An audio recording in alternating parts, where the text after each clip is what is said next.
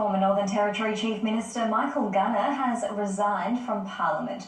Mr Gunner announced he would be leaving politics after a 14-year career. Michael Gunner has been part of politics for as long as Labor has held power in the Northern Territory. He worked for Labor's first Chief Minister, Claire Martin, before taking over her seat of Fanny Bay in 2008. 14 years on, he has announced he is leaving the Parliament. It is always a privilege to speak in this House. Tonight it will be for my last time. In May, I stepped down as Chief Minister. Tonight, I resign as the member for Fanny Bay. Michael Gunner served his first term on the backbench of Paul Henderson's government. Labor lost the election to Terry Mills and the Country Liberal Party in 2012. A year later, he challenged Delia Laurie for the Labor leadership and lost. But in 2015, he won the support of his Labor colleagues.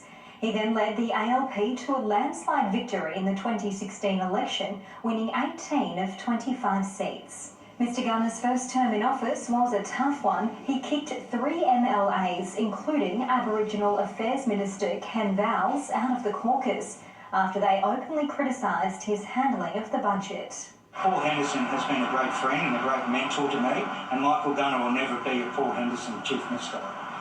Paul Henderson made the tough decisions for the best for the Territory. Michael Gunner is going to make the best decisions that's going to get him re-elected. In early 2020, there was a personal crisis when he suffered a heart attack while running sprints. His political career also looked to be on life support, but he was widely praised for his handling of the coronavirus pandemic. The Northern Territory was the first jurisdiction to shut its borders during COVID-19. It also repurposed a disused workers' camp at Howard Springs that became an essential part of Australia's quarantine system.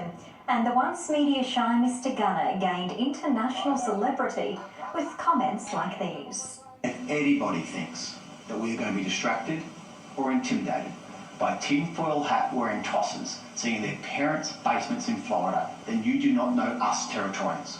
By August 2020, Mr Gunner's political stocks were again on the rise and he led Labor to a second election victory. He also took on the Treasury.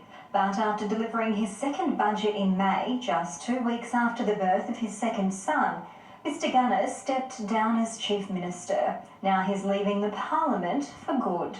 Making the decision to stand down as local member is harder than stepping away as Chief. I will miss this place, my fellow members, my friends. I say goodbye to Territory politics, but I am Territory for life.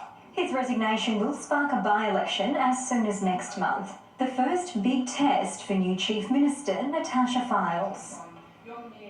Traditional Australia Day events could be scrapped in Melbourne as the City Council debates how the day can be more inclusive for Indigenous Australians. While some have praised the move, Victoria's opposition says the Mayor should leave the decision-making to the federal government.